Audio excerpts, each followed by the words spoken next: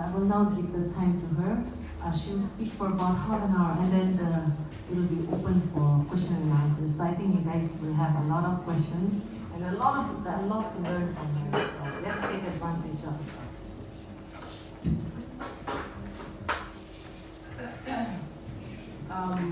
Thank you, Bobby, for the introduction. Good morning, everybody. Good morning. I can see a lot of young students here, so that motivates me to motivate you further.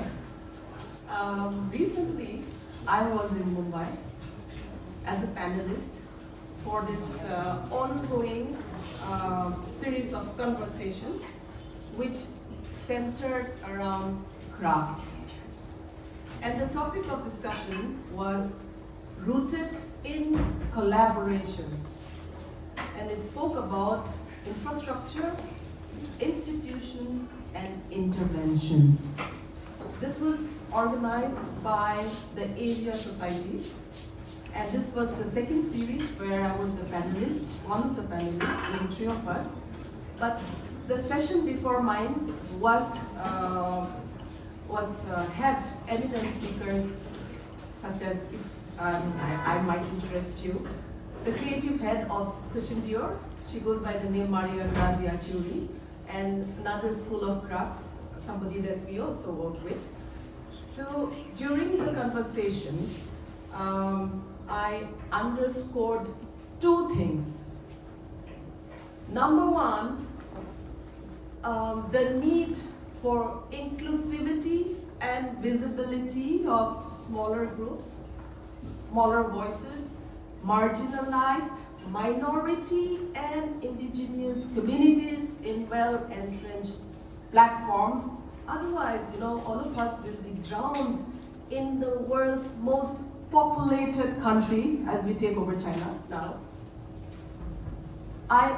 Secondly, I underscored the need for a very strong partnership between the makers. In our case, since we are talking about textiles, it will be our weavers. A partnership between the weavers, a partnership between the stakeholders or the entrepreneurs, partnership with organizations, institutions, and private sector, and lastly, the government. So in that vein, I want to thank BOND J ARTistry, who has taken this initiative to start this dialogue in Nagaland. To that end, I must tell you that of late there is a lot of buzz around the word indigenous. Indigenous is trending. People are talking about indigenous people, culture, food, music, fashion, textiles, etc. And while I think all of us may be aware of indigenous culture and all that it embodies, I wonder how many of you here today are aware of why indigenous textiles is trending, why it is in the spotlight, and why there is so much relevance to it. Anybody can tell me why? Okay, let me give you the answer. It is because of one simple reason. The reason being the fashion industry, the textiles industry, read in brackets fast fashion, is one of the world's largest polluting industries to impact our planet. Think about that. Think about the enormous proportions that is attached to it. And this is why indigenous textiles have become so relevant. Not that it wasn't, because after all, I hope young students know that textiles are a marker of our identities. Textiles tell our stories, and textiles also are one of the strongest cultural custodians. Now, having said that, there is a very strong and conscious movement globally to support and subscribe to processes and practices, particularly of indigenous communities, which cause least harm to our environment. And this is exactly where we fit in. Scope, S-C-O-P-E, is staring at us. And this is precisely the reason why we must all make a collective effort to join this global shift and global movement. So again, I'm very happy that BOND J ARTistry, with the patronage of TaFMA, has brought this together, a first of its collaboration and partnership. We can't grow in silos, I hope you all know that. Let me talk about the relevance of the textile sector once again. If you look at it from the prism of the Sustainable Development Goals, which are considered as benchmarks to evaluate the progress of any society or any country, this sector fulfills 11 of the 17 SDG goals, and in particular, goal number 12 talks about sustainable consumption and sustainable production. So there we go. Now, for somebody who has walked the talk for almost 3 decades, I'm sure many of you were not born then. Mine has been a very potholed ride of sustaining the business, of trying to stay connected to the markets, and to provide continuity of work to our weavers. But I persisted because I understood the soft power. Excuse me, can somebody tell them to put off the music? I understood the soft power of this sector and its cascading benefits, particularly in terms of women's empowerment, and so I pushed. Now today I'm very happy to tell all of you that without too much fanfare, we have been able to create a very strong ecosystem of weavers who have all been upskilled for international standards, and we have increased our footprints in this industry not only in Nagaland but in our neighboring states. What was once considered my biggest disadvantage or handicap due to not having enormous working spaces or fancy offices or fancy showrooms or fancy factories has today become my USP.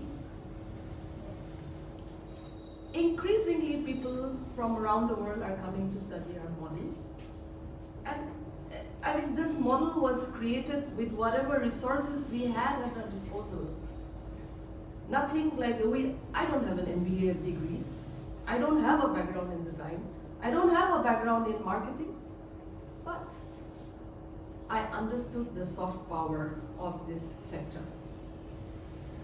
So today, as I speak to you, our weavers are 99.9% home-based women weavers, and their textiles are being exported to many countries, and we do a very intelligent decision of where we want to sell. We just don't sell anywhere, so it's mostly to high-end markets outside.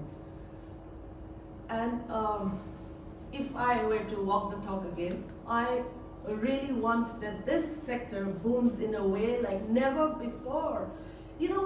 When I look at young people, it upsets me because we have become vultures of other cultures. Am I right? No? We are losing our identities. We are losing our identities. We are not digging into what cultural wealth that we have in our backyards.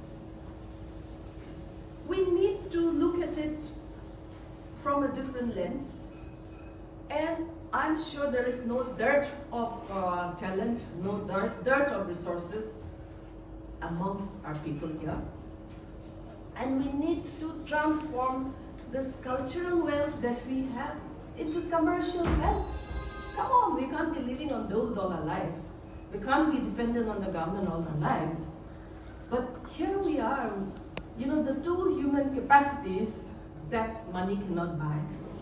is creativity and innovation, which is an inherent trait in each of the young people that I see. And I'm particularly targeting the young people because you are our next future. We have done our bit, but now it's for young people to stick your neck out of these woods. Yeah, really, we need to stick our neck out of these woods, and we need to take this to the next level.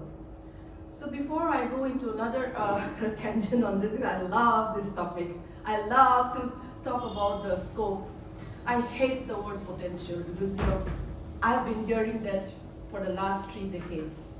And if I may tell you the truth, my entire generation just grew up talking about deficits. We will just bemoaning the fact that we had this deficit, we had lack of infrastructure, we were like remotely connected, and all of that. And the buck stopped there. I'm sure many people must have tried, but that persistence was not there.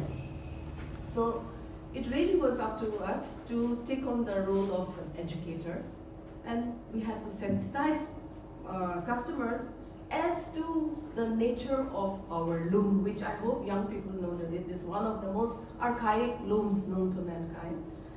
It is also one of the most ancient looms known to mankind.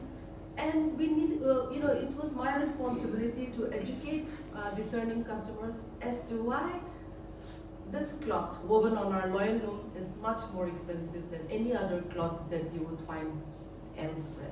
It was a Herculean task. And I was at the receiving end of many sniggers, but we survived. And today I'm happy to tell you that there is a lot of excitement in the global market amongst people who matter in the design fraternity to work with indigenous communities, with our traditional practices. Unfortunately, we have given up, we don't have at our disposal indigenous fibers. As much as I would have loved to use indigenous fibers, we also need a lot of R&D. I can't use the blanket of stinging nettle as a sarong. No, it's not comfortable. We need more, processes to come up with a finer count of yarn, to make some blends, and to further enhance that by first designing and then weaving the fabric. I hate this. I'm so outspoken, but I totally dislike this idea of cutting up our mekhalas and making a waistcoat. And how many of you all know that the waistcoats that many of our men wear, they are all embroidered, like all the surface ornamentation is done in the sweatshops in Newmarket, for God's sake. So there is a scope staring at you even there. But before I go on into the scope and all that, sure, I want to give you a brief background of the importance of this sector.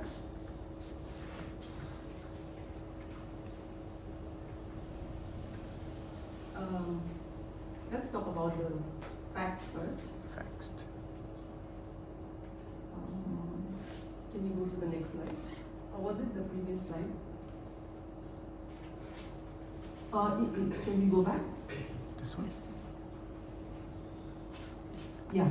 This one.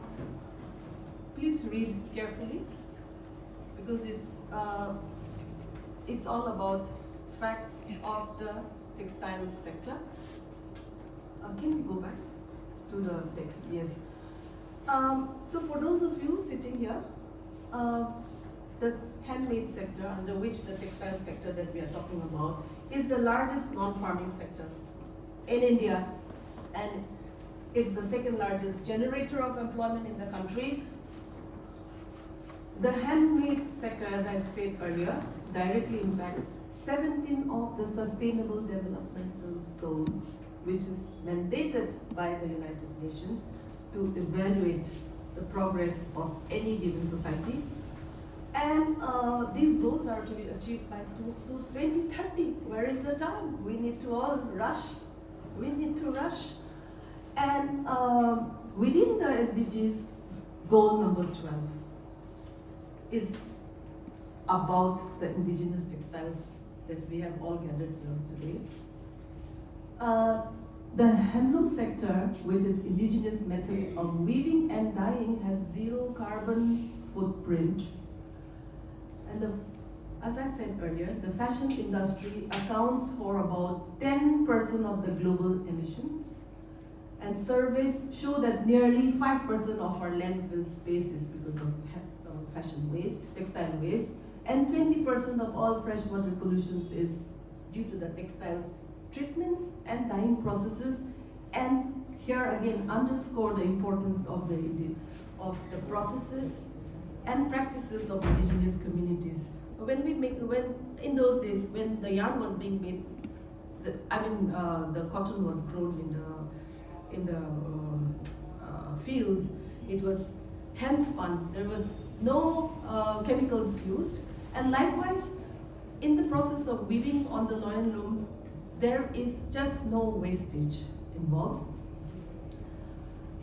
India exports, and this is something that I think you all should be totally immersed in. India exports 90% of the global hand-woven fabrics.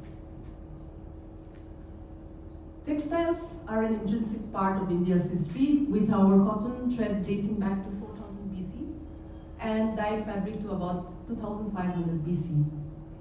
Okay, I'll skip that part. According to the All India Handloom Census, there is a total of almost 32 lakh weavers, out of which 70% are women. And more than 50% of India's weaving population is in Northeast India. Do you know that our neighboring state of Assam has almost, 14 lakh weavers? Closer home, according to official data available with the state government and the industry department, it accounts for some 33,846 women only. And I think there is some dispute in that census that was taken, as per unofficial comments made. So I hope that this data illustrates the importance of the textiles sector we are all gathered here for today. Can we go to the next slide?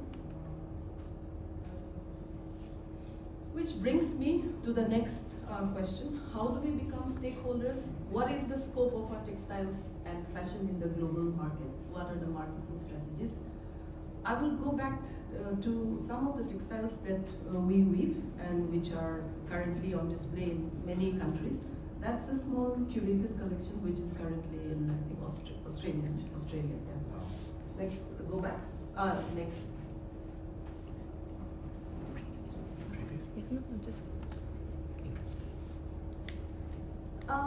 I just wanted to highlight, since we are talking also about fashion in a big way, and wherein I think we have so much more scope. There is a tendency in our home state of just cutting up mekhalas or cutting up shawls and designing further. This is one brand in India which is taking the fashion industry by storm. It's a very small localized brand called Injiri. You can look up Injiri. They weave the fabrics first, and is then redesigned. Next. This is something that we did a very small capsule collection with a customer in the US. So this was some of the jackets that Heirloom Naga had. We wove the cloth for them. We don't profess to be experts in stitching and designing. So, there is room for every person in this room. I'm good at I'm with my weavers. Bambi is good in designing, and so on. So we need to make different verticals for different people. So this was a small edit that we did. Next. Some inspiring textiles. That's a brand that from Ladakh. It's a very small homegrown brand, but they make use of only natural dyes, and they make a lot of accessories and garments in pashmina. That's another brand from closer home from Meghalaya, making use only of eri silk in natural dyes. Can we go next? These are some locally inspiring images that I found. I like the way she has styled her nekla. I like this sarong. In fact, I'm wearing one of hers today, and it's 100% cotton. Wow. Yeah, okay. Next.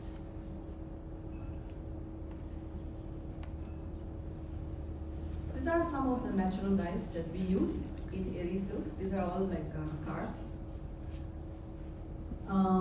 Eri silk cushions, all in natural dyes and natural fibers. And this collection in particular is made of hand-spun yarn, therefore bracketed in the luxury segment. Next. These are some of the styling images that you can inspire, that we can inspire other people globally. So this is in a, can we go back? Yeah, so this is in a store in London.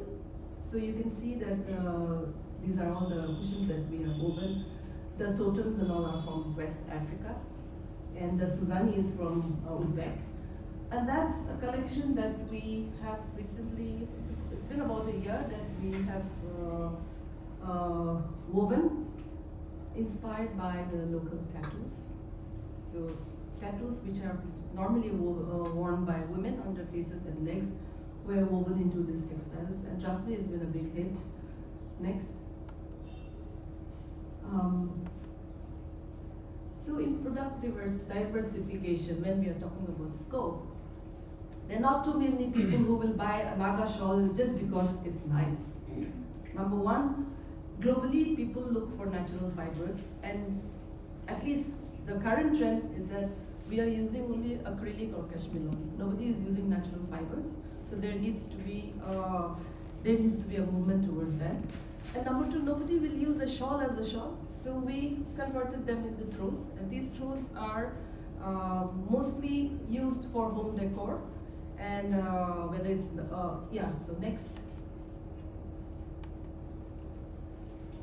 This is something that we have also introduced. This is in bamboo fiber, and we make large cloth, and then we either sell them as shawls, or people like to use it for further repurpose it for upholstery purposes. Next. So yeah, so what are the immediate measures that we can adopt, and what should be our marketing strategies? Let's start with the back end first. Let's talk about the basics first. So it's got to be all about investing in appropriate yarn. The yarn that we use is locally available here. The sarongs that are the so-called like dolly sarongs, dolly yarn sarongs that the local language has given, they are not accepted outside. And they will, I mean, maybe as a present or something, but commercially it has no value. So therefore, there is a critical need to start investing in the appropriate yarn. Also investment in design and product. And just because there is an appreciation of our indigenous textiles and designs does not mean the whole world is going to hog them. No, it has to be in sync with the current trends. And I wrote about entrepreneurship. You know, this is something that needs to be given utmost importance. I look at myself, and that is how I can relate to the whole concept of entrepreneurship. We need a lot of research and development. Without research and development, we will still be talking about our indigenous fibers, the stinging nettle, or the orange rhea tree wood fiber from Kibugam areas. But they are not usable, they are not relatable. It's nice, I love it, I would like to use it as a rug or something, but not beyond that. It needs to be blended. There needs to be some finishes, So that's why we require R&D in that. Likewise with the dyeing, I know that there is a very strong attempt by a few entrepreneurs based out of Kohima to use natural dyes, and that is very commendable. And washing.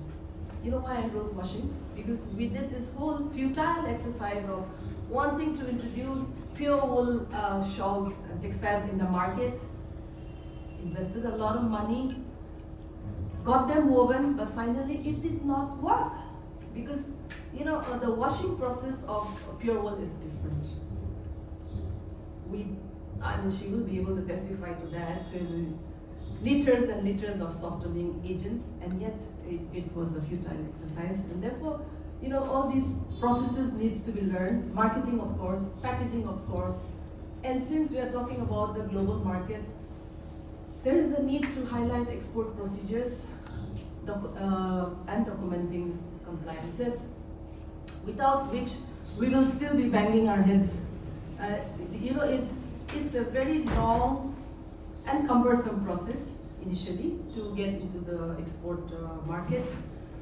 And there is also a tendency that many people should not consider just because somebody is taking some goods out to, let's say, London, it's not exports.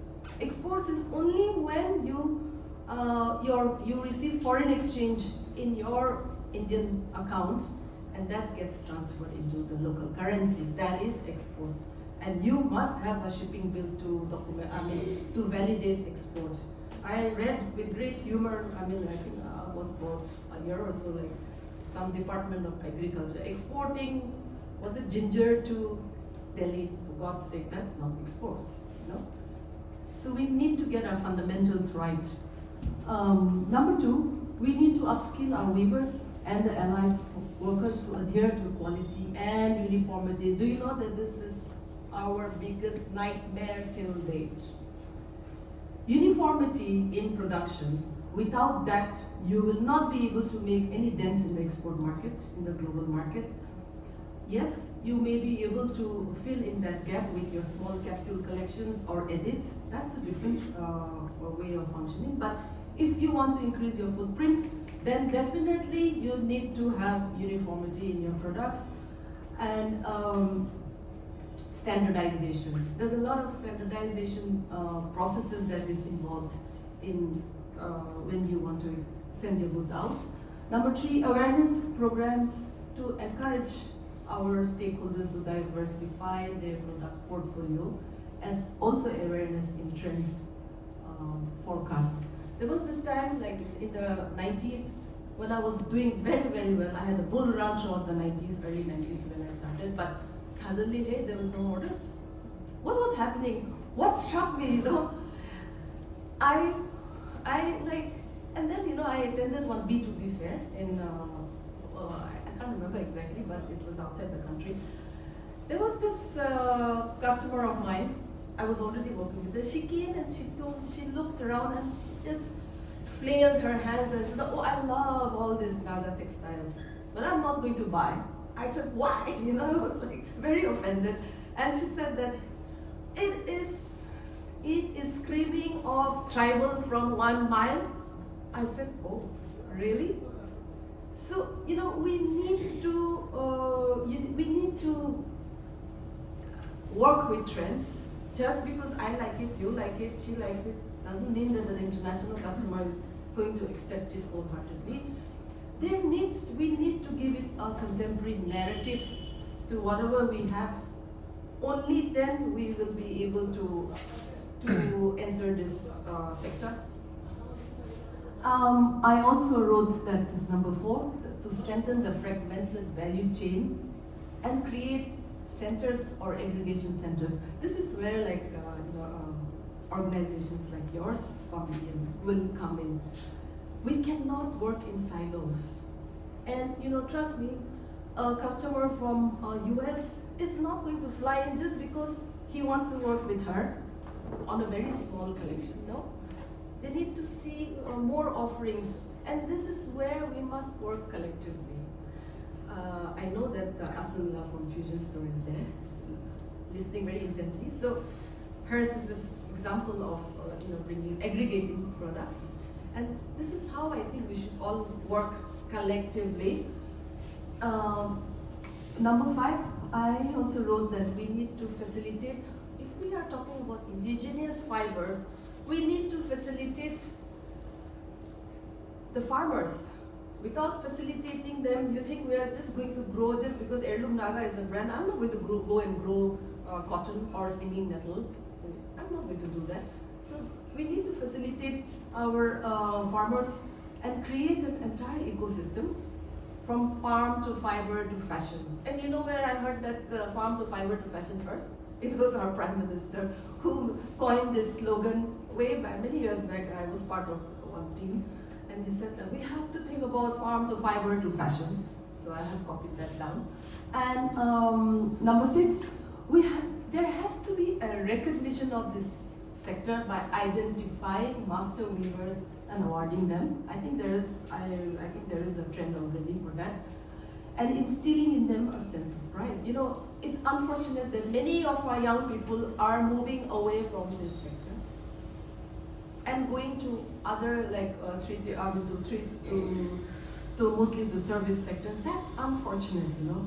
If only we can instill a sense of pride and dignity in our weavers, only then they're it's so hot, isn't it? Is the AC not working? So yeah, only then we will be able to move forward. Yeah, next. Now for marketing strategies,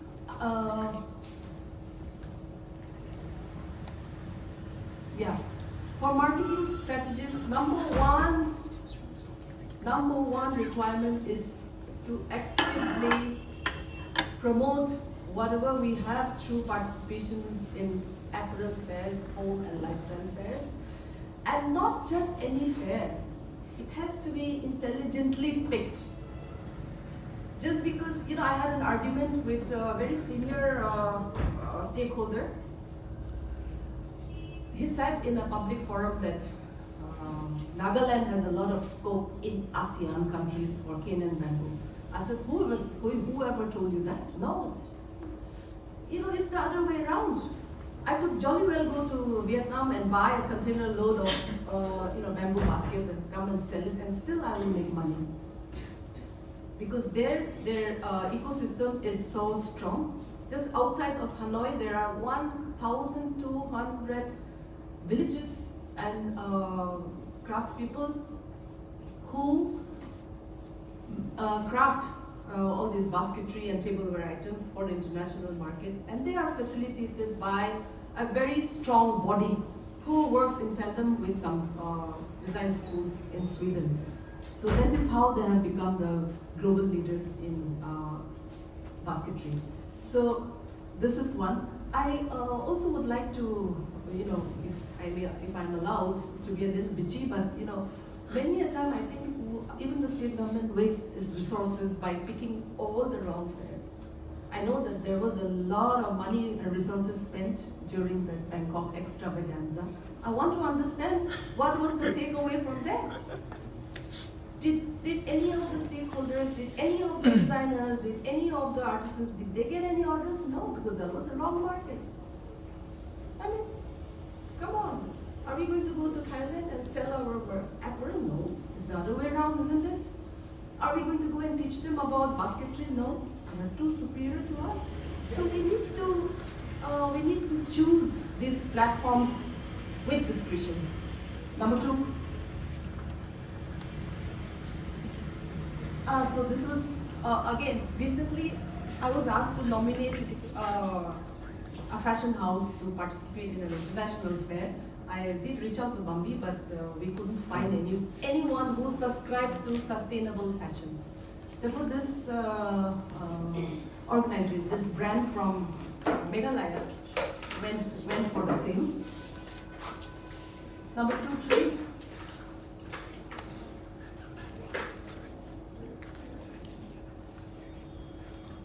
Is it correct? No. Yeah.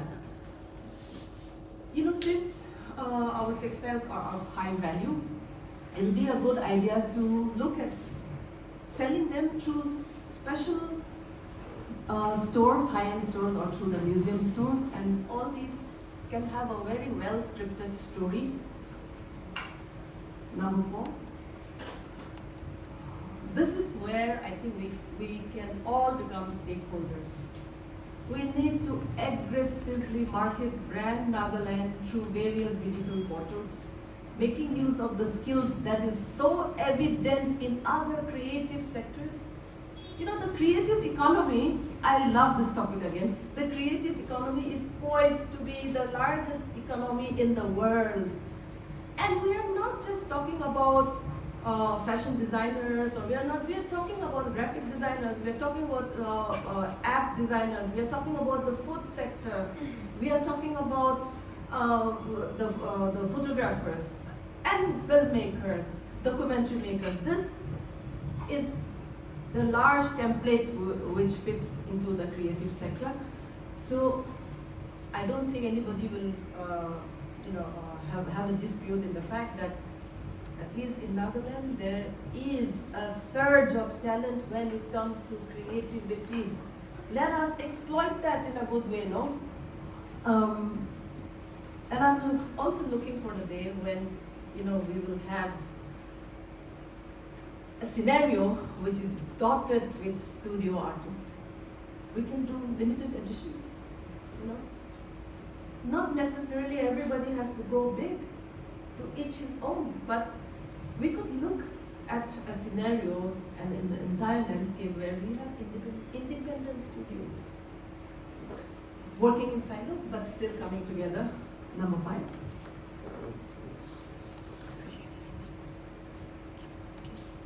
These are some of the brands that we are presenting. That's why I just showed you the home page.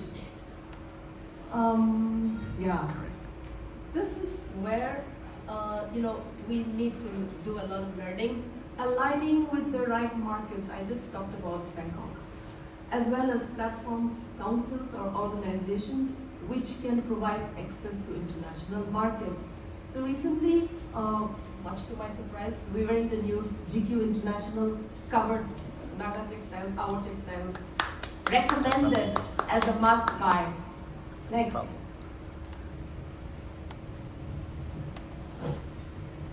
And I don't know if you are the young students are aware of this icon called Christian Louboutin.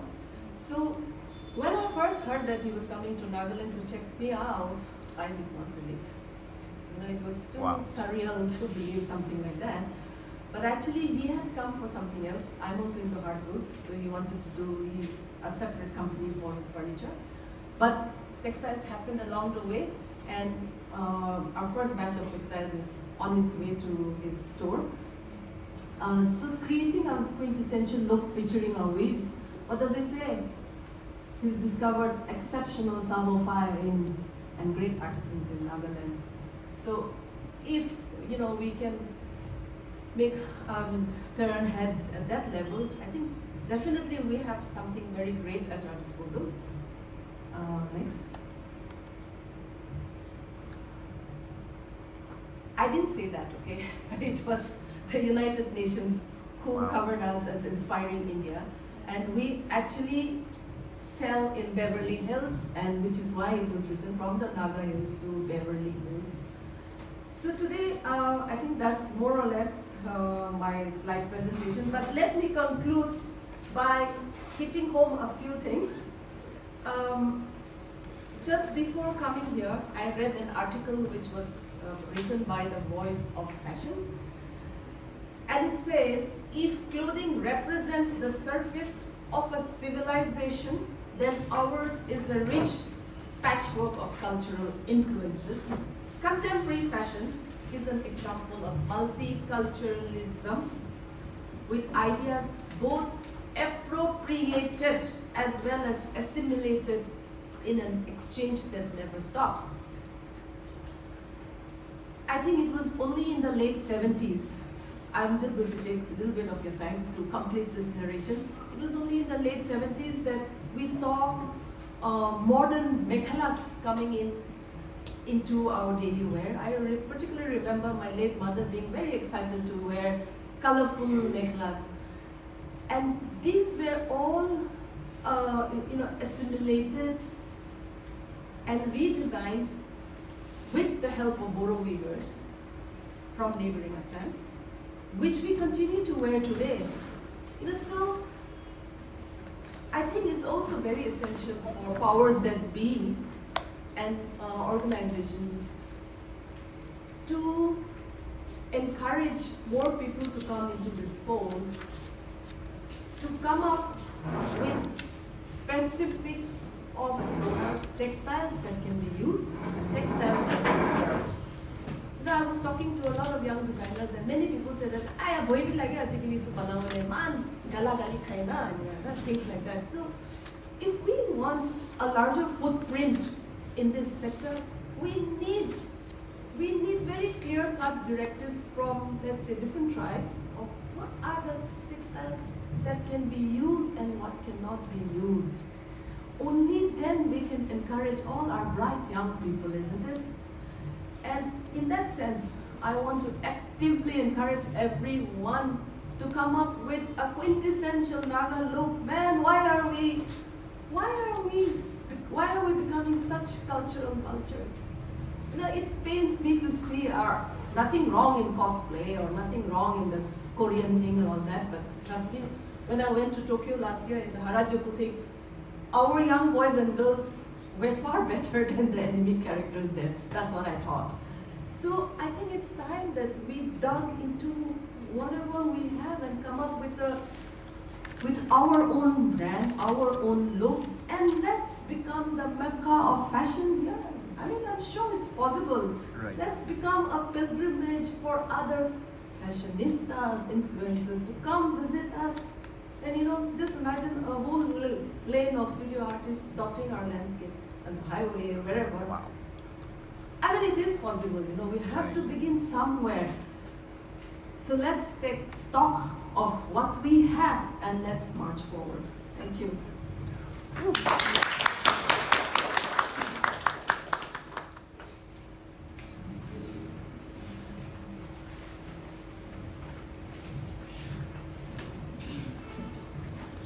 Oh my goodness, I'm so inspired. Thank you.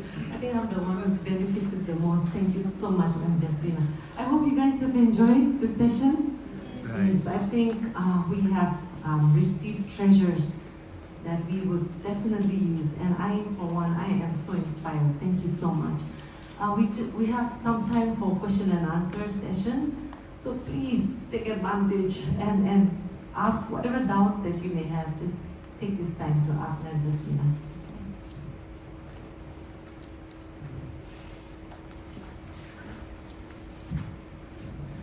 Any question?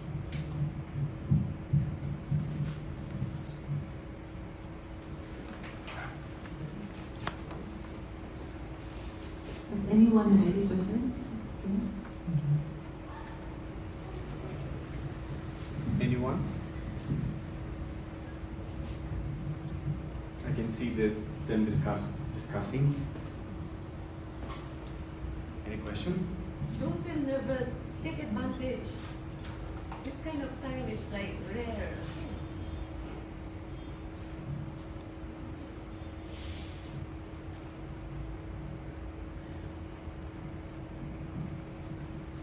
I have so many questions. I'll take it. I have. You can ask then you start here. All right. My question, ma'am, is since we have covered about the there is the camera here, so this comes to the front. So we have discussed about many things regards to the motifs and patterns and cutting off negla, especially by our designers, Naga designers. So could you please elaborate more on that? Because I feel like it is not right to just cut a negla and then make something from the the handwoven stuffs. So I think it is very important for the designers to understand that it is not right, and coming from someone like you will be best. So please elaborate on that. Sure. This is the reason why I showed you the slide from fabric to fashion. I think that says it all. there is a tendency for, I mean, with no bad intentions, I'm sure.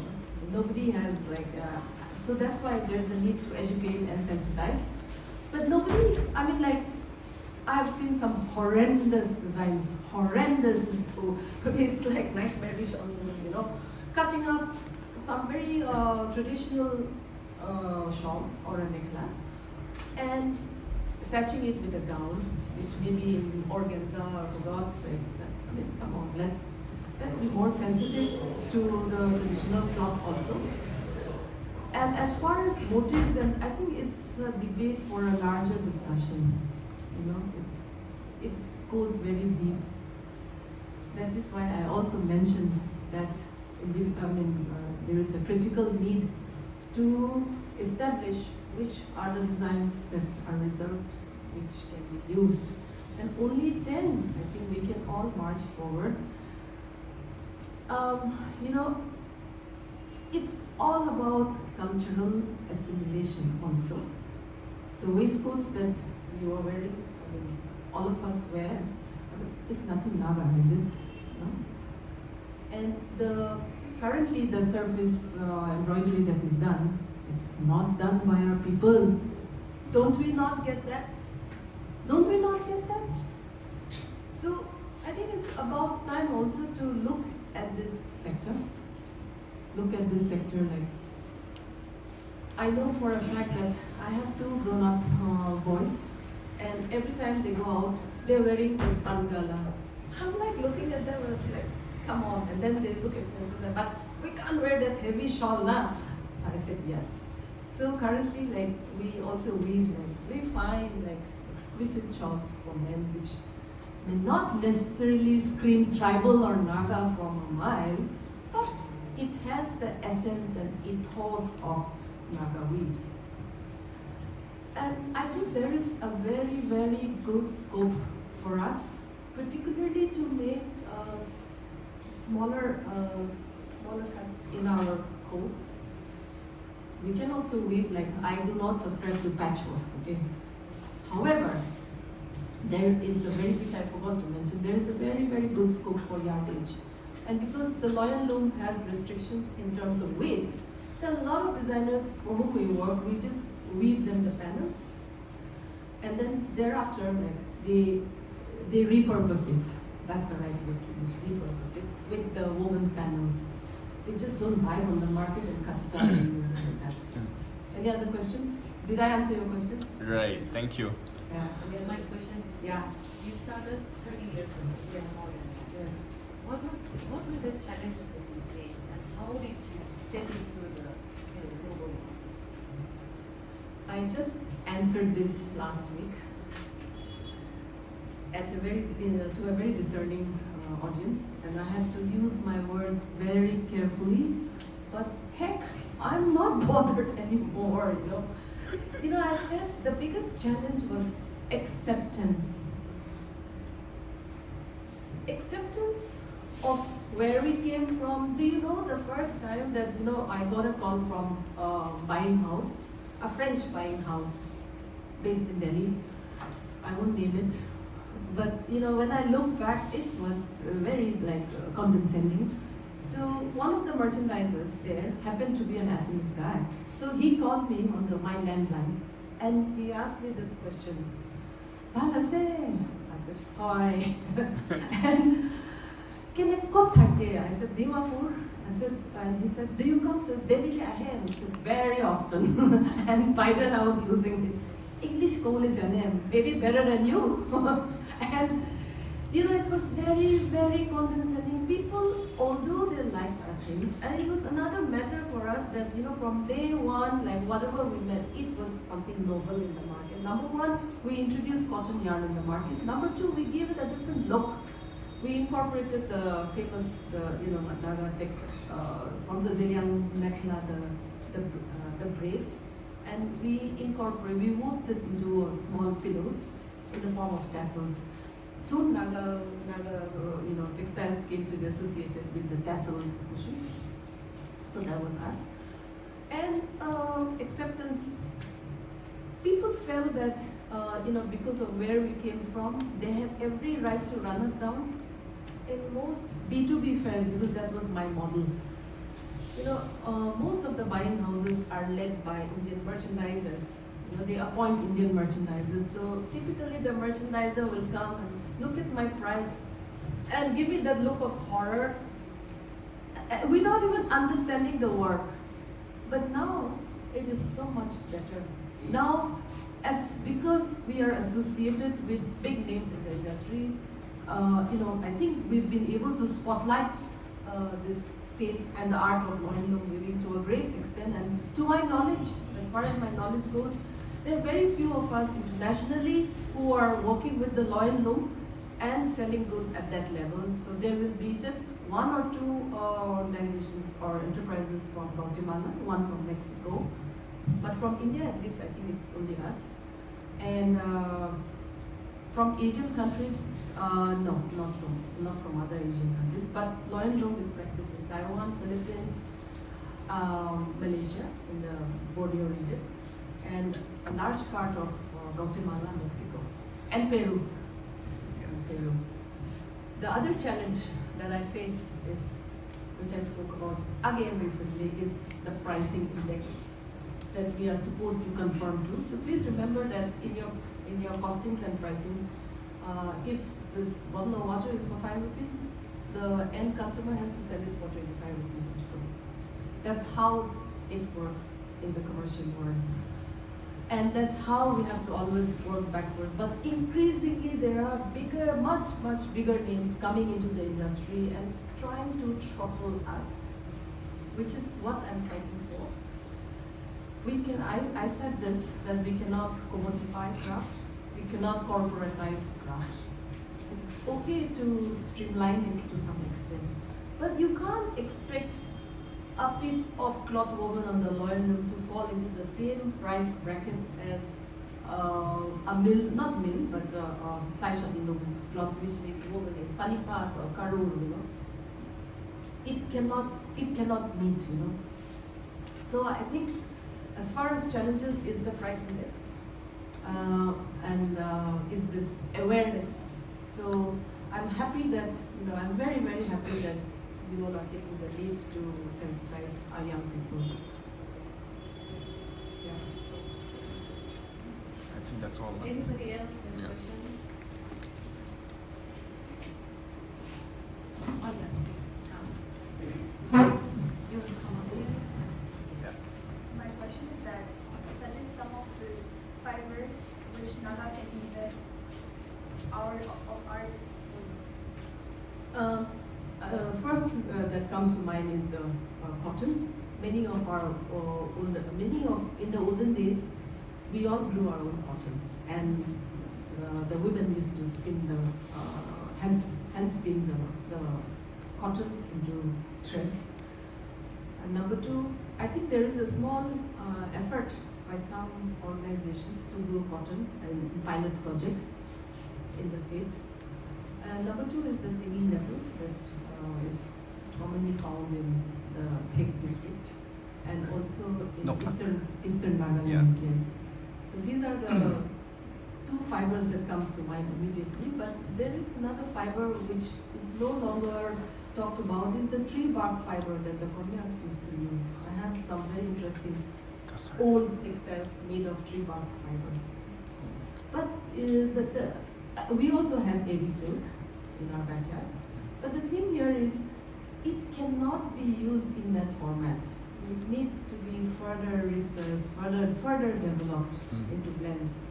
Otherwise, no. But for a start, if you are keen in the fashion industry, or if you're keen to start a business, for a start, let's source pure fibers. Don't give in to the polyester or the acrylics or the cashmeres. No, nobody is going to endorse that. Just one question again. Yeah. Talking about the kind of material that we find out here, the raw materials are quite thick and all. So is there any interest from your heirloom to even go in a collaboration with scientific studies? Right now, it may be a little early to say this, but in the near future, we are building a center in Sojima. All of you are most welcome to come and visit us. along with the, apart from the existing center, we are also building another one, which I envisage will become a very vibrant cultural center. So there we have a design studio, and there I want to do some R&D in blending fibers. Otherwise, it could be a very small start, but definitely much needed in the state. I've used Closer Home from Manipur. I've also worked with pineapple fiber back in the day, but it has a lot of shrinkage. You know? Yeah, that is a possibility that we all can look into. In Manipur, the government of Manipur had initiated this many years ago, and I used to buy the yardage from them. But again, it was shrinking a lot, and and also I think look into natural dyes. Natural dyes. Because many of you will be doing small edits for now, so you can do some natural dyes in your own kitchens also. That is a possibility. Have you ever worked with our bamboo fabrics as well, which is found out here in Nagaland? Bamboo? Yeah, bamboo fabric. No, it's not available bamboo. Where is it available? Some other, I mean, a couple of weeks back they were talking about bamboo fibers found here in Nagaland. I think that's us. That would be us, because nobody else is using bamboo fiber. In fact, bamboo fiber, which is pliable in our loom, is not available. I had to do a lot of R&D to get the right count. We buy the yarn from a mill, one mill, and we get it dyed elsewhere. It's not readily available in the market, so that is my monopoly. Thank you. Amazing. Thank you so much, Jesmina, and I know that each and every one of you must have benefited. I have definitely benefited, so thank you so much. And this is just the beginning. We will meet you. We will invite you for more sessions in the days to come. Thank you. Thank you. A picture, please, with you. No? Please sit.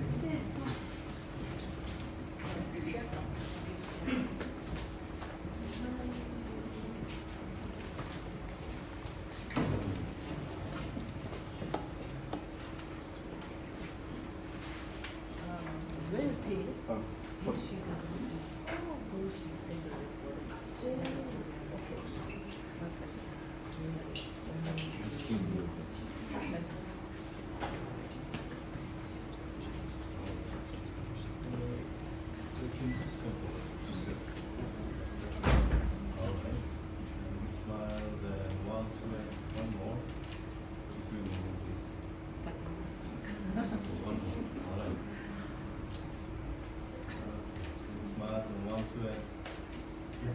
Thank you. Thank you. Thank you so much. Ma'am. All the best, everyone.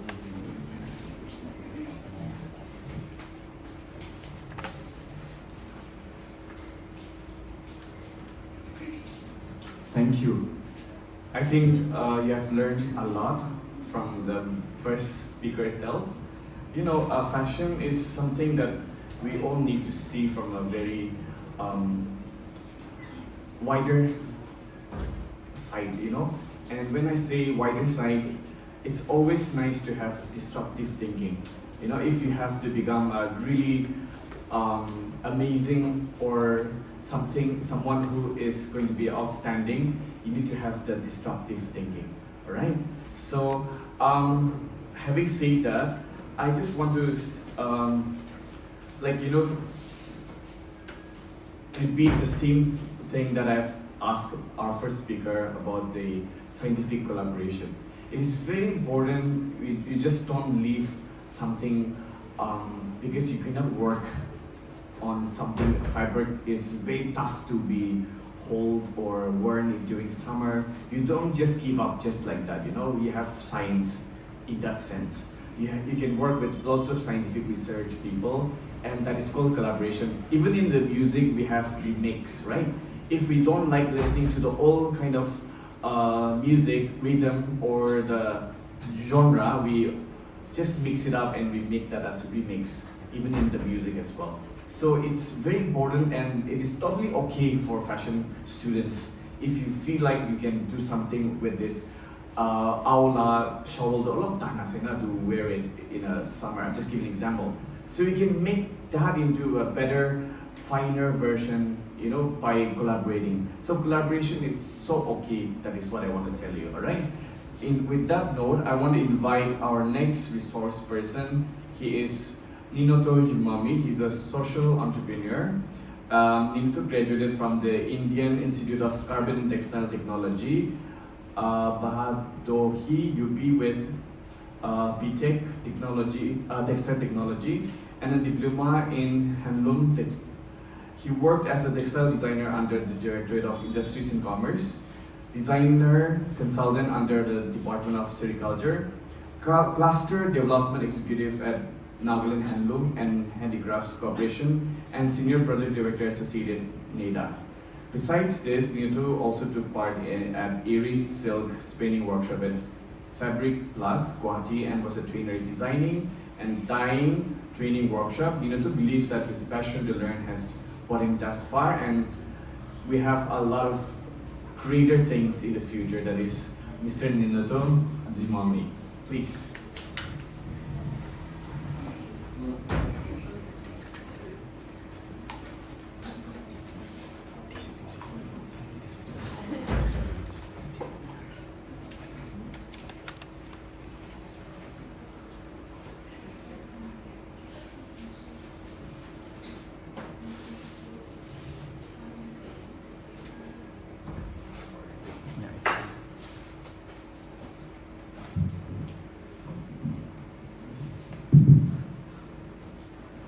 Good morning.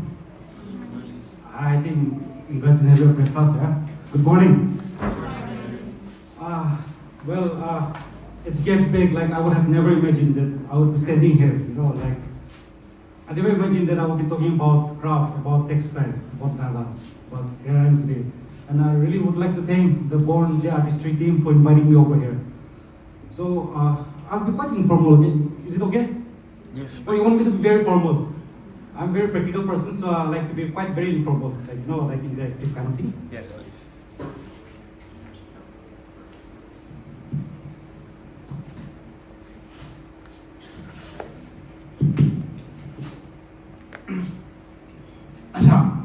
So before I say anything, like I'll just give a brief introduction about myself.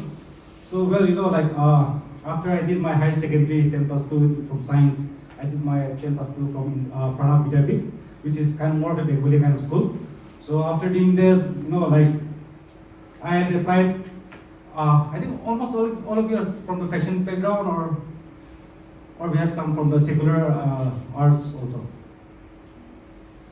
A few from the arts. Okay. Anyways, so you know, like after I did my 10+2, you know, I was going around Dimapur and Koima collecting the prospectus for the colleges, you know, science college, sensitive colleges, and there are a lot of colleges, you know, like I was trying, you know, what I would do after this, my 10+2, after doing my science. So out of nowhere, I happened to land in Guwahati. So the name of the college was Indian Institute of Handloom and Textile Technology. So that is the only institute for the Northeast that we have in Guwahati. So basically for all those other Northeastern states, there was only one college that was Indian Institute of Handloom and Textile Technology that was in Guwahati. So you know, I happened to visit that place. So I was interacting with the colleges staff and then all those officers and all. So they told me, like, you know, like I asked them, what is USP about this college? So they said, you're gonna get 100% job guarantee. So I was like, wow, no, after doing the studies. And so I thought, let's give me a try. So I happened to get admission for the college, and then, you know, the first year, the first week, month, you know, I happened to enter the classroom. Loom, muta manuhan bana next year. I was like, wow, man, you know, we Nagas male heavy ego, you know, like. Have anyone seen you male making all those mekhala, chadars, weaving and all?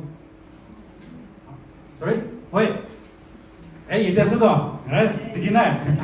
I'm the one, you know, like, so that was one thing, you know.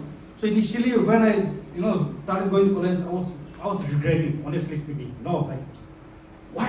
Kila I said, you know, like, I used to hide inside the loom, the frame looms and all. So like, why did I come here? And I was thinking to myself, you know, I think after a few months or maybe I'll just leave the college and then, go into some other colleges or try out something. But like later on, I started introspecting myself, like what I would do. High school, I failed. And then again, another few 1-2 years lost with the Kyuho. Now, I was thinking to myself, I'm not that big. So I took a commitment, and since that day, I've never regretted the decision that I took that 15 years, I think more than 15 years back. So here I am today with you all. So, when Ma'am Bambi approached me, I was like quite concerned, keep work, because I'm more of a trainer, like not on a kind of in a seminar day, right? I'm more of a trainer. I've trained more than nearly 1,000 women. So I've been with the women folks for the past 10 years, and then feel the grassroots. That's where I belong. But today, I really thank ma'am for giving me this opportunity to share with you all. No? So I'll just share a short presentation. You have the remote. Next slide. So how many of you are familiar with the fibers and dyes? No one? Anyone?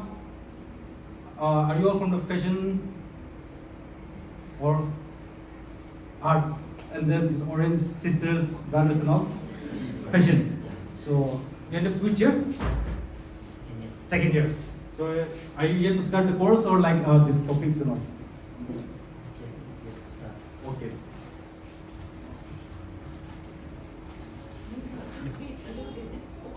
Okay, sure. Even earlier, ma'am Jesmina shared about the yarns and all, no? So for me, I will talk about a little bit of Naga indigenous or Naga indigenous fibers and dyes. So we have a lot of fibers, we have a lot of dyes, the clothes that you're wearing, it's all blended. It's a polyester cotton blended. Some are wearing silk, So let me not focus on all the yarns, fibers, dyes. I'll just focus on a few fibers that we use in Nagaland.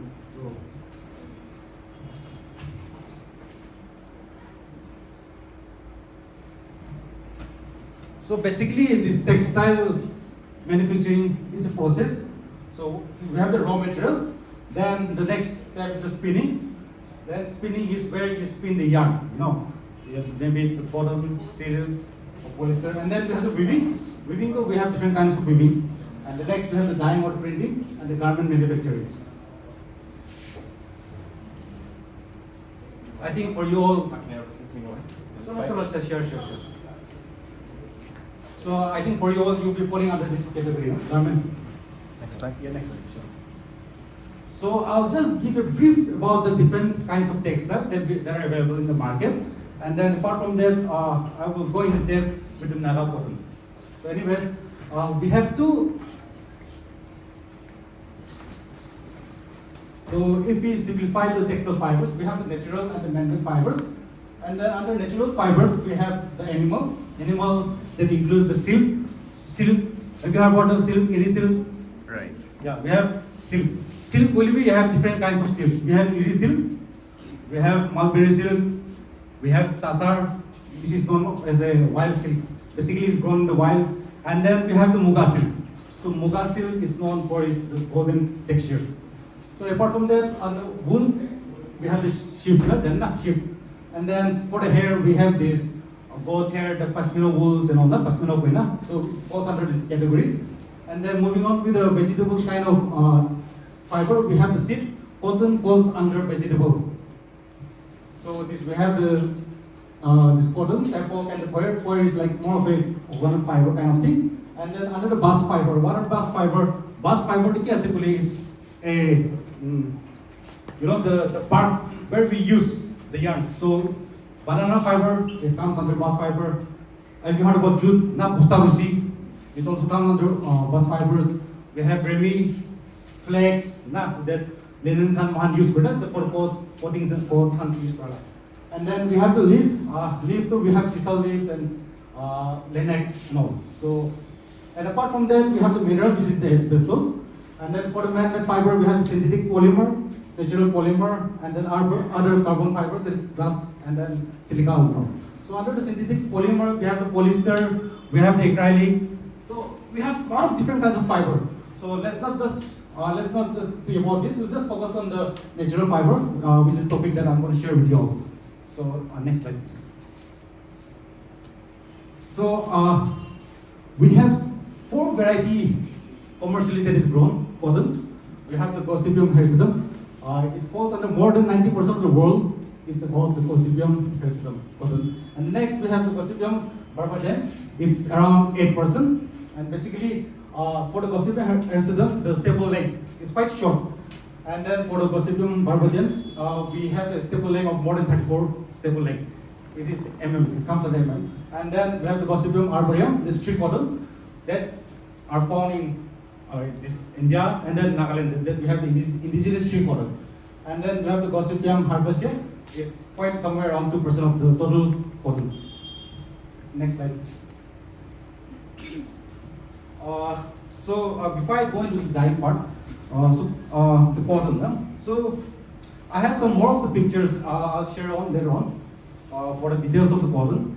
So since it's related with the indigenous, we have stories about the cottons and all. Our forefathers, Mahan Kula, the women folks and all, they are the one. Tahan kapra banai actually. The men, they go for the jungle hunting, fighting, fight grave. But back home, it is the women who beef. And then they're the one who's keeping the men warm. Right? Not high. Now mudane banai na present. Not long back. So like those days, there was no wool, there was no ekani, there's no polyester, there's no man-made fibers. So basically, our forefathers, Naga-san, so we were mostly into cotton, and there are some 1-2 fibers. Later on, I'll be sharing on that. So the maximum is the cotton. So it's the tree cotton. It's indigenous tree cotton. It's totally different from the rest of the normal cotton, because like the general cotton that you get in the market, it has a lifespan of 1 year. They will harvest it for 1 year. They'll cut it. But for us, the indigenous tree cotton that we have in Nagaland, it's maybe around 15 years. We can harvest till 15 years. And it has a very good staple length. What is staple length? The length of the cotton. So it comes to around 30. And the best cotton is the Egyptian cotton, which comes under 34 mm. So even the Naga cotton is one of the best. So prior to that, let me just highlight with my last assignment, which I was working. So right now, I'm just starting my small business. Prior to that, I was working with an organization called TaFMA. So I've been with them for the past 3 years, and then last year I quit my job. So during my, like working with the organization, I had the opportunity to work with the farmers, with the weavers, and I had trained more than 500 weavers. And now we have helped them to become an entrepreneurship. And then in the past 3 years, even during the lockdown, they have earned lakhs and lakhs of rupees. In those 3 years, when I was associated with them, they have earned more than 45 lakhs. So it was wow. Now we have young weavers that directly connecting with the buyers and all. So we are trying to create an ecosystem, like Mehmet earlier mentioned, from the farm to the market. So basically, the project which I was looking was from the farm to market.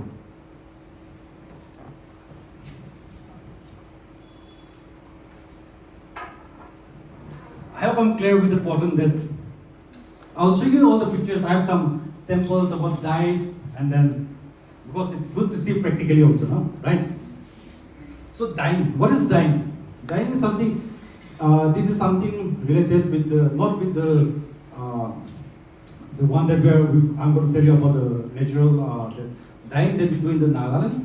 It's just the overall. So dyeing consists of 3 structures. It's chromophore, chromosen, and oxygen. So chromophore is a substance that like where it defines the color, and the presence of chromophore in a particle, it's known as chromosen, and the oxygen it intensify the color. Not color to dark or not light or not. So these are the 3 things that without this chromophore there is no color. So chromophore, there's the light theory. Have you all studied the light theory? Light theory, pigment theory. Sorry? Hello? Am I lost or you guys are lost somewhere? Can I get something? All those the feature designers. Anyone? Any idea? No one? Okay. Anyways, so basically the dye, the color. We have two theories. One is pigment theory, and then the other one is light theory. Please, next slide. Next slide. Next slide. Yes. So this is pigment theory. The pigment theory is what is pigment theory? It's a combination of three colors. It is red, blue, and yellow. So that is pigment theory. When you mix red, blue, and yellow, it gives you black color, right? And then these are primary colors. So when you mix red and blue, you get a violet. And then when you mix red and yellow, you get an orange. And then when you mix yellow and blue, you get a green. So violet, orange, and green are all secondary color. And then when you mix the secondary color, you get a tertiary color. So basically, red, blue, and yellow is pigment theory. And then the light theory is about RGB. Yes, red, green, and blue. So when you mix these three colors, you get a white color. So have you understood the difference about the theory of pigment and the light? Yes, right? So, I think you'll be taught in your classes that all the colors, the color wheels and all. So maybe in the later stages you'll have much idea. But yeah, moving on. So dyes. So there are different kinds of dyes. So basically for any coloring matter, you need two stuff. One is the dye and then one is the pigment. So under pigment we have the wet dye, azoic, minerals, and phentochromacy. And then for the dye stuff, we have the synthetic dye, we have the natural dyes, and the ingredient dyes. I will be focusing on the natural dyes, but I'll just give a brief about the synthetic dyes that are available. So for the synthetic dyes, we have the water soluble dyes, and then we have the insoluble dyes. So for the water soluble dyes, we have the direct dyes, reactive dyes, acid dyes, basic dyes, and then optical whiteners. And then for the insoluble dyes, we have wet dyes, sulfur dyes, dispersed dyes. Depending on the fabric that you're going to dye, we would be using the kinds of dyes that are available. So you want to dye a cotton. If you want to dye a cotton, acid dye is not advisable. So the best dye that would be advisable for you to dye a cotton would be the wet dyes. So it has good fastness property. You have good fastness, light fastness, washing fastness, rubbing fastness. And then if you want to dye a silk, you have to use acid dye.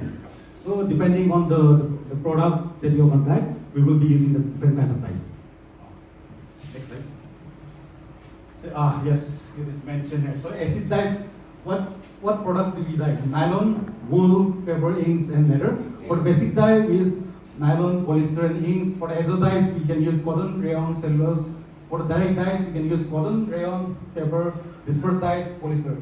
Polyester are man-made fibers, polyester polyamide, acetate.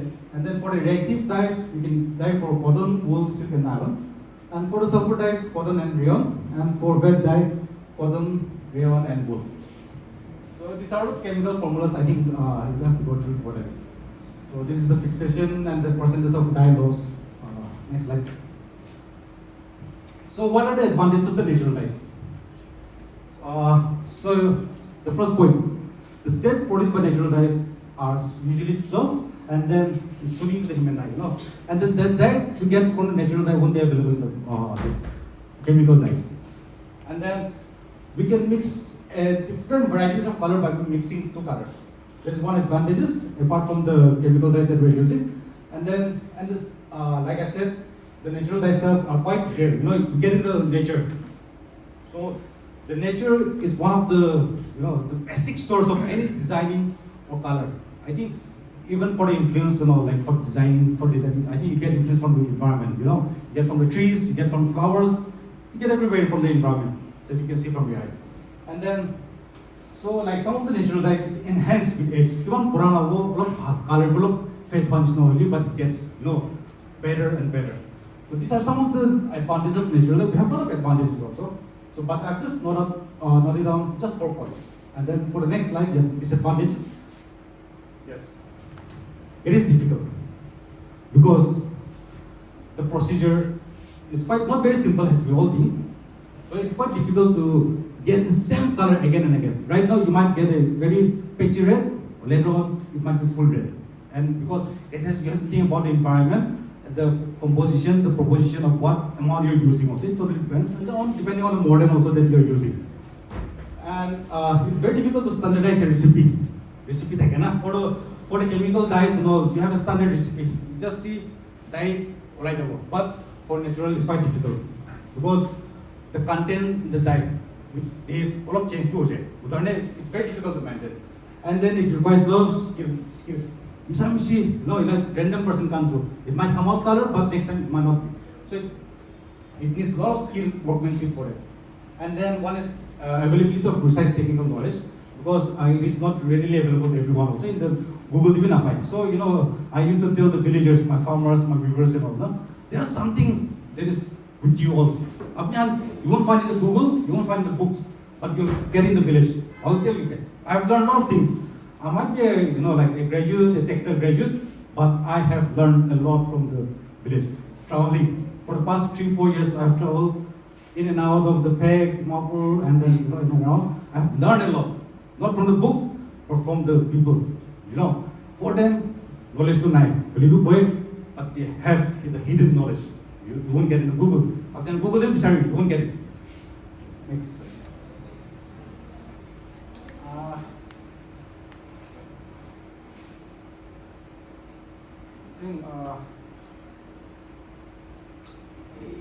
So on the basis of the color, there are 3 things.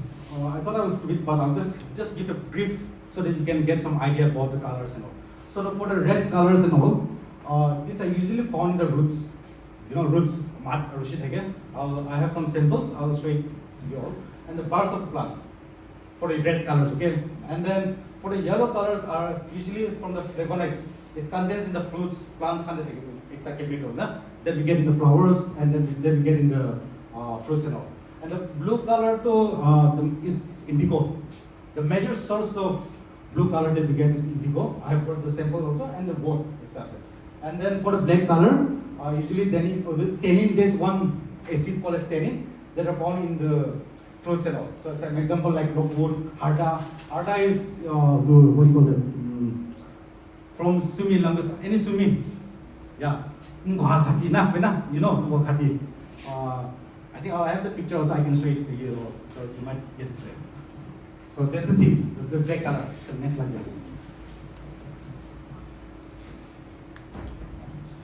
And then the origin of the dye stuff. We get from the plant. From the plants, the roots. From the part, from the plants. Root, you have turmeric. There is haldi. Madder is also one that we get magista with red color, right? And then onions, beetroot. That is readily available, right? Yes or no? So for the bark, we have the sapan wood. This is all, you can Google it, you can find it. We have sandalwood. I think you are most familiar with sandalwood. So sandalwood is one. And from the leaf, we have the indigo, henna. Henna, put it on your hands, so there's one thing. And then we have the tea, chapada, you can dye, cardamom, and then lemongrass. And then for the flowers, we have the marigold. Marigold, usually the Hindus, they use it for worshipping and all. So there's one marigold. And there's one thing, katha. Katha. Pandi, you put katha, right? Pan katha. Katha lagabito, we tell, right? To the pan shopkeepers and all. So that's one thing we do. And from the fruits or seeds, we have the pomegranate. And then little nut is tamul, you're all familiar with that. And then myrabolam, that is harda. So the origin from the plant are from the roots, bark, leaf, flowers, and fruits. And then from the mineral origin, it is naturally from the environment, right? So you can get it from the stone, you can get it from the mud, sand, right? So those color compounds that we can get it from are from the mineral origin. And then from the animal origin, we have cochineal. So it's an insect that we get in the, what do you call that? Cactus plant. It's a red thing. You can all Google and see. It's very red, and then I don't remember, but it's very red. So this is one of the origins that we get the red color. Yes. So we have 3 origins from where we can get the colors. One is from the plant, mineral, and then animal. Right. So next slide, like this. I'll just skip this. I'll skip this part. So this is the picture that are grown in peg. This is the organic tree cotton. So this plant has a lifespan of 15 years. So usually the normal cotton that you get in the mainland is around 1 year, 2 years, can't talk about. It is very different, and then we have a good staple leg. It's of 30 mm. So I think I forgot to bring the cotton. So anyways, moving on to the next slide. This is nettle. Nettle. Are you aware of nettle stinging? Yes. How many of you are aware of this nettle? 1, 2, 3. Yes, I can see some hands. Yes, okay. So this is the plant, and then this is the time to took out this bark to the chamraduna, and this is how they have round and they have through this Thai spindle, I think you all are not aware of that. Most probably when you go to travel to village, you will be able to see, like spinning through the Thai. So this is the yarn. Next slide. This is a mekhala made from it's a blend of cotton and this nettle fiber. So it is in Theyie Keditsu. So it's done without any formal training. The weavers, she had learned from the forefathers. It had been passed down the generation. That is how, she learned about this thread, about the spinning, about weaving, and all. So, next slide. This is also one fiber, but many are not aware of it. So usually, the forefathers, they were very poor, so they were not able to afford the cottons and all. No? So, Chakasang area, nearby Fujiro, this is known as beggar's wheat. So usually, they were making yarn out of this wheat. So it's known as beggar's wheat. So this is also one of the yarn that they were using, but not right now, but that was long back. So next slide. This is the plant, the dyeing. This is strobilentis. So it's known as Assam indigo also. This is different from the rest of the indigo also. The best indigo we get in Japan. So, and then we have this indigo plant that we have in Nagaland also, but quite different breed. We have a lot of breed of indigos and all. This is one of the strobilentis that is readily available in the Nordics. Next slide. It's known as rubies. Technically, it's rubia. By local Chagasan dialect name, it's known as ochilomo. So this gives a yellow color. I'm not very sure whether you have seen this plant or want to see the products? I can pass it around. This is the one. You can show it around. So it's ochilomo. So it's the flowers that we use for dyeing and all. And then the second one, this is Manchester or madder, is the roots and the stems of the plant. I'll show you the picture also.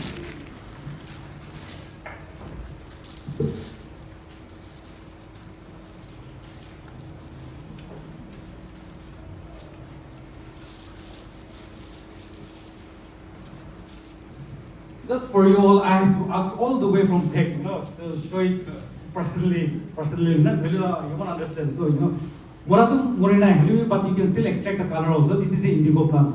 So I had that from tech. So, yeah. If you can plant the if you can rub it like that, you'll get some blue interior thing on the skin. So that is indigo. Next slide. This is all of the clear picture of the nettle fiber. More zoom next slide. This is also one of the things that we use for dyeing. Is in Sema we call it atum, and then in our language we call it tumba or tongmo. Yes. So like all the days usually there's a taboo kind of thing. Like all the tribes have different kind of dyeing. They have different method. So usually, but on the larger scale of the Naga, like the dyeing was done by women, the women folks, right? The weaving, the dyeing, all were done by the women. So during the time to dye, usually, especially the red color, when Amahan die go down, then usually the old ladies, Burihan, they're the one who dies. Because there was taboo there, especially the women folks don't die during the periods, or you'll have a very, very unnatural death. So usually the old folks, Burihan, those around towards the end of time, they die the red color, because there was a taboo, Julie Muru, you'll have a very untimely death, or you'll have get sickness. There's a lot of taboos in dying also. And then this is one of the major things the Naga women folks were doing. So during the dying, they would go to the jungle, make a barricade, and then Manohandi Lukaina die for the women folks and all. This is the one I was talking about, matter. Are you all familiar? A little familiar. This Sukaina, initially is green, but we try, in Sumi we say Khati, but this one is matter or harda. So it's quite very green, and then bitter feeling, right? Tangy, bitter. Yes, bitter feeling. So this is one of the major, source that we use for dyeing. Next slide. Also, you can see these are the women folks. They're making yarn out of the nettle, and then this is where they're reeling the fiber. This is, we call it reeling, the process. And then this is one of the product of the nettle. It's mixed with both cotton and then nettle. So there's a lot of options, you can experience using the nettle or the other the organic tree cotton. If you all want to experience, I can get in touch with you all. Maybe you can explore dyeing also. Maybe since I was quite confused, I was not very sure what kind of topic I would be sharing. So it was basically about the Naga indigenous, and then dyes and the yarn. So the yarns, the cotton was the only factor that most of the Nagas were using, and apart from that, wool was not available, polyester was not available. So it was just a very small topic. It was about the cotton only. And then dyes, so we have a lot of dyes, but it is not documented. And then different parts for every district, you'll have a different things, kind of dye they would be using. So in a whole, I have just shared how the Nagas were using. So basically, this is one of the products that, and then the colors are all natural. The brown that you see is a natural, it's not dyed. Next slide. This is also very interesting. This is cotton, and then it's black. Any guess how did they extract this black color? Anyone? Any idea? It's done naturally. It's all done naturally. This is the bark, the bark of the oak tree, right? So after dyeing with the oak tree, you see in the farm, this paddy fields and all, you see black soil, right? Kumachan, you see black soil, right? Yes. So that is where I told you about earlier the mineral, no? So that's how they extracted the black color from the soil. See? You won't get in the book, you won't get into Google. This is something that I learned from the village. So if you want to learn something, very new things, go to the village, explore. You get lots of ideas, your teachers would, how did you know? That kind of thing, So this is one of the things that I learned from the village. This is extracted from the bark of the oak tree and then dyed with the black soil. Yeah, next slide. This is agave. So basically, you see, it's kind of agave family. You see in the wild, grown in the wild. How many of you go to villages now? Or are you all from the town? You don't go to villages. I guess all town Manu, right? We have one auntie. I'm a Busti Manu. For me, I travel to Bustis. I love Bustis. I'm not I'm old school. I love traveling to Busti. I love traveling, eating, exploring new things. So this is one thing that I have seen. See the plant, right? They made a thread out of this. See? How many of you would have imagined without Banawa? Are you not able to see? See? This is the plant. So tan beat kure. Nah, they beat and then that's how, and then bowl banai there, and then that's how they are making yarn out of it. So this is also one of the matter. Anyways, can go 4 or 5 slides back. No, back. Back. Yeah. Okay. Back again. One more. Back, back, back. Back. Back. Back, back. Back. Yeah. So the next. So I'll tell you about this nettle. So nettle, it's like it's an antioxidant also. The leaves you can boil and drink. It's good for your health, right? So how many have seen nettle? One. We have a lot of unexplored people out here. You guys need to explore more. Okay. So nettle. How do we do the harvesting?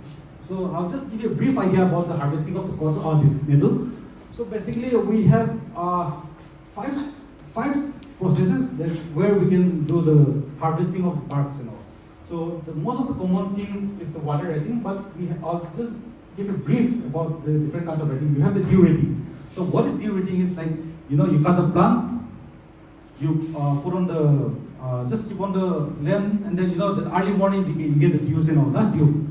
So that's how it is harvested, but it takes longer time. It takes you around 2 to 10 weeks to harvest, to get the yarn for the dew retting process. And then the most common is the water retting process. How many of you have traveled to West Bengal, Kolkata? You want? Am I lost or how? So you see, like West Bengal is one of the major producer of the jute, bosta, you call bosta, right? So you'll see when you travel by train, you'll see a lot of jute plants, and then nearby this swamp areas, you'll see them cut and then just place it. They are harvesting it, right? So there is water ready. So they will place it on the tank or like lowland area where there's water, and then that's how the redding is done. It is minimal, and then it takes around 7 to 14 days. And there's a mechanical redding. It's high cost, but it takes less time. It takes you around 2 to 3 days.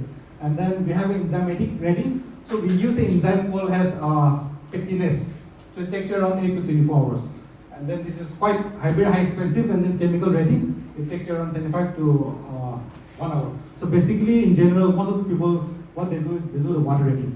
So in case if you all travel to villages, you want to explore, you want to try something new, you want to harvest this nettle, do this. You can tell the villagers about. The villagers, they do the different thing, but there's an infection and all. So basically, what I would advise you for the starters, you go for water redding. Then you can try it out. Again, you can learn the spinning from the elderlies, people, the women folks who does the retting and all. So this is one way of harvesting and then making yarn. So I talk about the cotton. Cotton is the same process. Usually, I think I haven't put up the picture. So basically, we have the traditional cotton. So that is seed. We have seeds, right? So they will clean the seeds, right? And after cleaning the seed, they will do beat up. So they have to break the fibers, and then they will put one long stick, and then they will do this hand spinning. So that's how it's harvested. So basically tonight, this morning, I just want to share about the two things. One is the nettle fibers that is very common in the Peg district, and then Zenobut also, and then the cotton. So we are trying to revive the indigenous tree cotton also. So we have given some fund to the farmers. So we have around right now somewhere around 70-80 farmers in Peg district, and I have given some seeds to the Zenobut district also. So hopefully, maybe in some few times, it takes around 10 months for the flowers, for the cotton to bloom and then harvest. So that is about the cotton, and then this nettle. I thought maybe I really want to share about the dyeing also, but I think I'm short of time, or maybe. Yeah, okay, quite long, yeah, right? No. Am I boring to you all? No. You all seem so boring. So, I'll just give you brief about how to dye. Basically I'm a trainer, right? So I train women folks, men folks, even most probably next week, there's a training that's going on for banana fiber. Have you heard? The Danshipar area? How many of you follow UNET? Nobody's? Oh, hey, we have one more there, we have two. So they are inviting me to speak, to give them training about the dyeing also. So most probably next week I might go there for giving them training about the dyeing and all. So anyways, I'll just give you a brief, maybe you can all try. Maybe once you go back home, you can all try.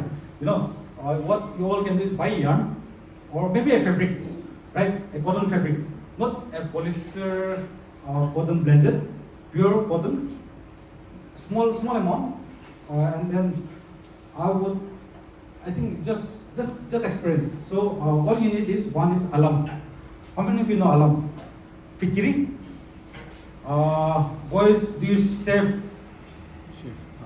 So you use that white color, right? Yeah, foam. That white kind of crystal. Remember? Yes. So that is alam. That is fikiri. So that we can use as a modern. So modern is something that would fix the dye to the fiber. So one thing you need is the modern, and then the other thing is the dye material, dye stuff. So you can buy some marigold, or maybe you can just collect some the outer self of the onion, or maybe chapata, tea leaves. You can buy a few grams, maybe 10-20 rupiah ka, you know, like 10-20 rupees ka, you can get it, and then that's it. You just need two stuff. So what you need to do is first we have a process called pre-moderning. So what you can do is take a few grams of the alam, the fikri, crush it, boil it, put the fabric inside that solution, like as the boil could be, or maybe you can use fire, boil the fabric along with the fikri. So that is pre-modern thing. That is one thing. And then once you take it out, dry it. Now what you'll do is, if in case you have bought some chapati or tea leaves or pomegranate or whatever that's readily available in the market, you have to extract the color. So how do you extract the color? Just boil, right? Put the water, depending on the weight of your fabric, you put the material, and then the dye, whatever it is, maybe the tea leaves or maybe the onions, and then start boiling. Let the color come out. Once you see the color but one important thing, use a stainless steel, otherwise it would break. Stainless steel money, you know stainless steel, right?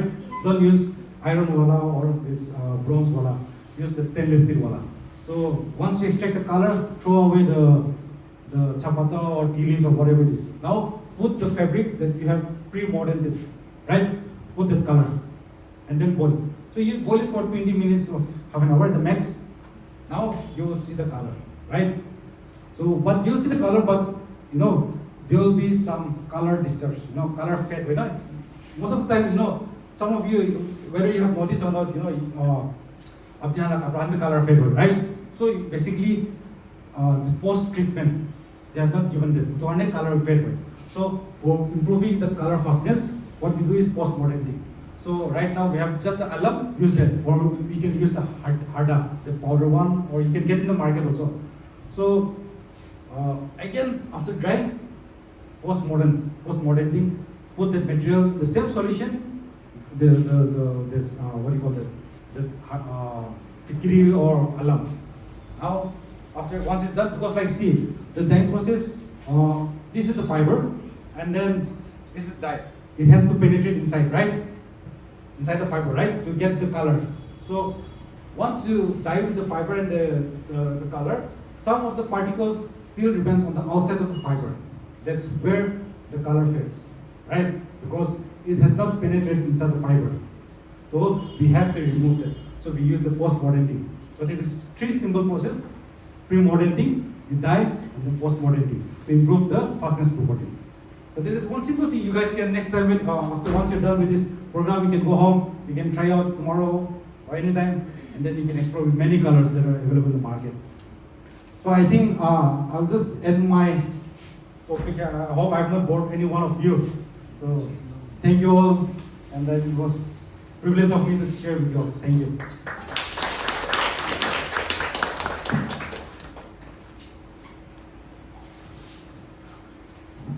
So let's just take a quick Q&A. It's a lot. Yeah. So anyone, any question? I have a question. The black wool, I'll just preview. Oh, sure. The black wool. That Wool or cotton? The one that is short? The one that you said was that happened to the soil, the black soil. Yes. How did they do that? Did they unravel the whole thing The yarn? Yes. That's quite interesting. So basically, we use two rock for dyeing. So This is the one. I'll say it practically because I'm a very practical person. Right? So usually, you have any thread or kind of ribbon? Ribbon. Anyways, so take it. So you see, this is the fiber, right? Yeah. So we dip into the solution. So after putting the yarn fiber in the solution, we have to like roll it up so that the dyes are penetrated in some chakade, right? So we have to do that. But in this black soil, this one, the black one. Yes. But this is after it was dyed. Right. Yeah. So, but you said they use the black soil. Yes. So the soil was mixed in water. Yes. So water soluble. Yes. We have to take out the solution. So this is one of the minerals where the dyes are extracted. So any more question? Feel free. I'm open to like sharing anything. I have a question. Yeah, sure. I wanted to ask about like indigenous species. Okay. Could you elaborate on that? Indigo. This is one of the common thing that we get especially in the peg areas. The indigo plant. Yeah. So this is one of the strophanthis. This is one of the varieties that we get. I think it can be grown in here in Dimapur also. Okay, so do they harvest a lot in the villages? Are they like dying with it? So basically, like long back, what they do is the dyers and all, they would soak the yarn, right, the cotton in the cow dung, right, cow dung. So they would soak it for overnight, maybe a day, 2 or 3 days, and then with the cow dung, it acts as exhaustion. So basically, once you soak with the cow dung, it would absorb the color in a much better rate. So that's how they would be long back. So that's what I learned from them. So basically, they would soak the cow dung with the yarn for 2-3 days, and then they will take it out, and then they will use the indigo to dye. But last maybe 2 years back, I had given a training on this this dyeing also, natural dyeing workshop. So I just wanted to explore how they do. So I told them, you try whatever you do in the villages and all. So but what I noticed was like the fastness property was not that good. The color fades away. So Are they just doing with the leaves, or are they using like reducing agents? no, they just doing with the leaves. So it's very random.